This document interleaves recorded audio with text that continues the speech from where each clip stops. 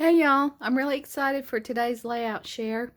One of my goals for this year was to scan in some 35mm slides that I got from my parents, and that's what I had been doing.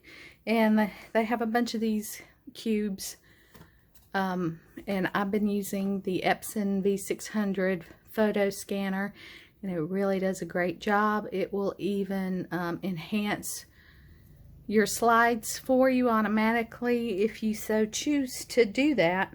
But anyway, I would highly recommend that scanner. You can do 4 slides at a time. It's got a little plate that you lay in there to do your slides, but really does a great job. So if you are looking for a good quality photo scanner, check that out, the V600 by Epson. So my layout today was inspired by the Scrapbook and Cards Today magazine. This is the, winter 2019 issue.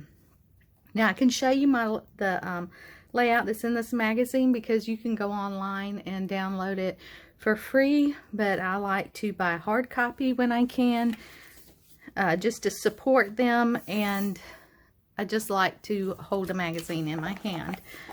But here is my layout that I scrap lifted. This is by Megan Andrew, and it is a magical Disney Christmas Together. And she did a Disney layout, but Christmas theme, because she was there in December of 18. So that is my scrap lift that I'm going to show you. And what I used was Echo Park's Disney line. They have several. So I kind of just put them all together and used a little bit from some of the different lines. So this one is Wish Upon a Star, and I forget what the other ones are called, but they're all the same color. So if you have more than one, you know, you can just store them all together and really don't have to keep them separate because they all match each other. So here's my layout, and this is from July 1972. So I just wanted to show you the photos and the quality of the photos using that scanner. And you can see, I don't want to bend it too much. On this photo, this is me, and I was 3 going on 4. There's some little black dots here, but that's just like imperfections in the slide. And there's some little black dots here, but I mean, these are really awesome photos. It did a really great job. So this is my layout, and as you can see, I pretty much scrap lifted Megan's Disney layout. I backed it on, I did on a white cardstock and used red to give me a background border. And for the mouse ears, instead of using a cutting machine and finding some mouse ears, I just went to Google Images and looked up Mickey Mouse coloring pages, and I found these ears, and I cut them out, and then I just traced it on my pattern paper I wanted to use, and you can see they fit right there. So that's another little tip. If you don't have a cutting machine or you don't want to cut something, look for coloring pages for an item, say butterfly coloring page, or for the July coloring page for firecrackers. You can get a lot of images off of the internet for free. So I traced those out and put them in the center, and then I did some free stitching around the ears to kind of highlight it. And I put my title, it says Our First Adventure. And then I put my 3 vertical photos here with the castle in the center.